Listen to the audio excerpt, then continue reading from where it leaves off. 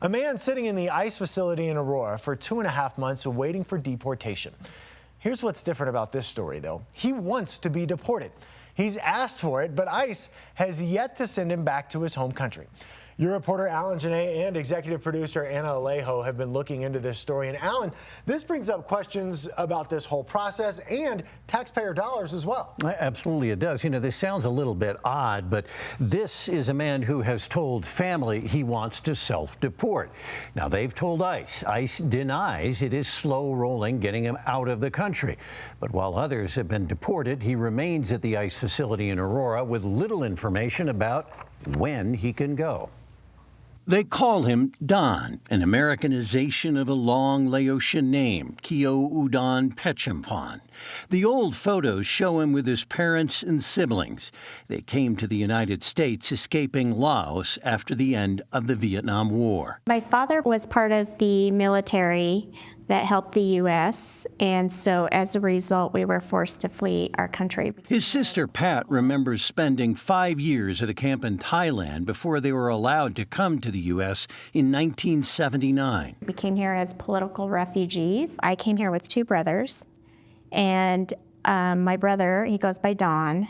I think he had just a harder time acclimating than my oldest brother and I. Pat excelled and got a law degree. Don got into trouble with the law. Records show felony arrests between 2003 and 2007, charges of domestic violence and harassment, car theft, assault, weapon and drug charges, including attempts to sell. The family was upset. My mom threatened him, and he just was his own person, marched to his own drum. Sentenced to prison, then out in 2010 and taken into federal custody and ordered deported.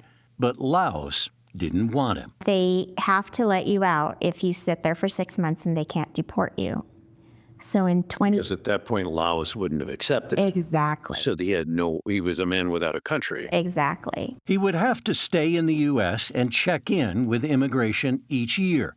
But things with Don changed. He strengthened ties with his Buddhist temple in Westminster, throwing himself into a rebuilding effort after it was hit by fire in 2011. He has gone there for the past 14 years with his blood, sweat, tears, and thousands of dollars, and poured that into that temple, which is now about 80 or 90% done.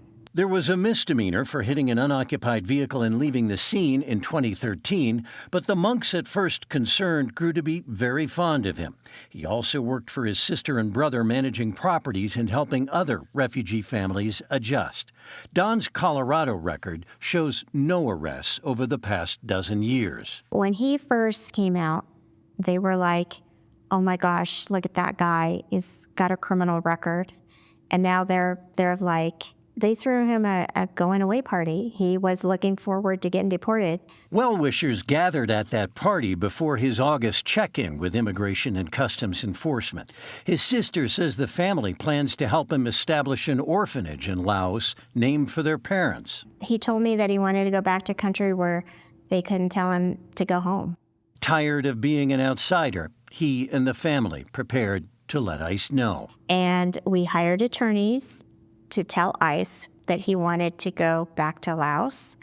Our attorney gave them a week's notice, told them of our intent. We brought the application to the ICE check-in. At his check-in, ICE arrested him and placed Don at the detention center in Aurora.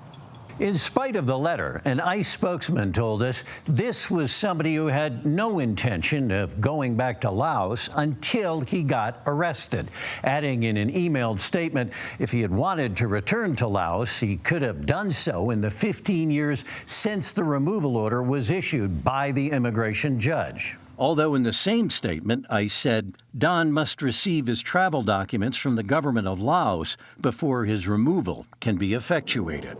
Weeks passed and have now become months. His sister, who had gone into other work, reestablished her law license and became a lawyer to try and help him leave the U.S. and the record that haunts him. He's moved on, but it seems like ICE won't let him move on. So he just wants a fresh start. Pat claims ICE has failed continually to seek or allow him to sign the necessary paperwork. If they don't want to deport him, then let me deport him at our expense. They're willing to pay for the flight rather than have the government ship him by cargo plane. And I don't understand, if we can pay for his own expenses to go back to Laos, like, why are the taxpayers paying? He waits in Aurora, wanting to go back where he was born, where things may seem a little more black and white with less gray area over his deportation. I feel like I'm fighting in the dark. Pat says her brother's health has worsened in recent months during all of this. ICE says they cannot let Don go to return himself to Laos because of his criminal record. Pat maintains ICE delayed allowing her brother to sign a document that says he won't oppose deportation that is needed to get the necessary documents. The family says they recently applied on their own, and Laos has informed them that they will take Don back. But with Don in custody, can only issue that official approval to ICE. And until then, that family's in limbo. They are indeed, and we'll let you know what happens. Great reporting as always, Alan. Thank you.